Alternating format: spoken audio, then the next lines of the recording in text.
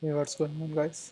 We have a question right here. It's asking find linearly independent vectors in a column A, row A, null A, rank A. Right. So first of all, in order to do this question, I have to start with ghost showdown method. So if I do ghost showdown for this one, first of all, so when I do ghost showdown, I will finally end up with this one.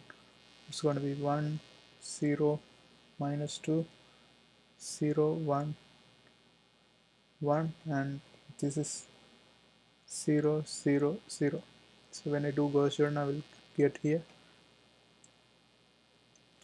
and with this has two leading coefficient and three vectors. That's why it's linearly independent, right? And let's do one by one. So column A. So in order to find the column A, what I have to do is I have to uh, write the columns that's associated with these leading coefficients.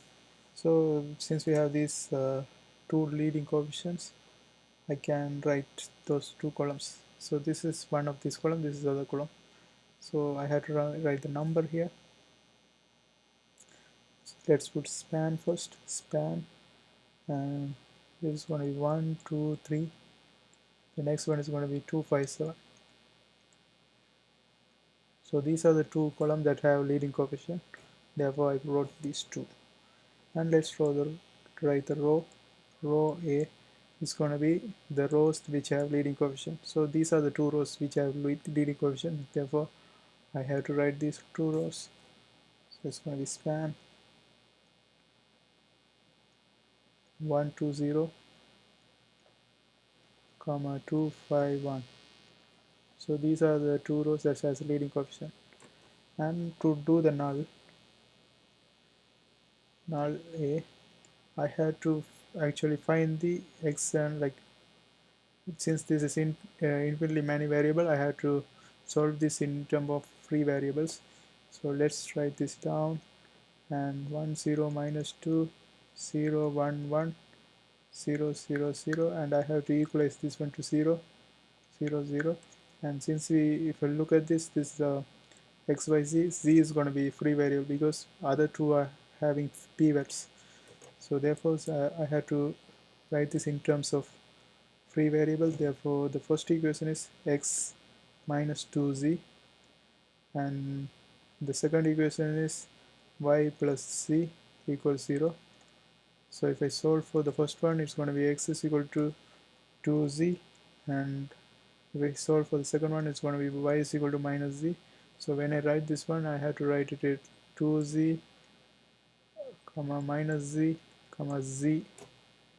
Those are the three variables. So when I write it in null A, first of all I have to write this value directly, 2z minus z, z directly. Then what I have to do is I have to simply take common, z common. So if I take z common, it's going to be 2 minus 1, 1. So this is my null. Then finally what I have to do is I have to write span. I shouldn't write span before because if this is infinitely many variables. So if I have something z main, it can be any number. So it will be multiplication of all the numbers I can put it here. So we shouldn't write span. Span is very basic level, and it's going to be the basic number we can have. So you see, if we eliminate this c, then it will become span.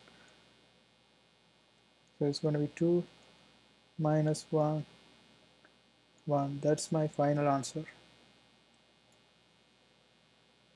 So I hope you guys understood this, and see you next time.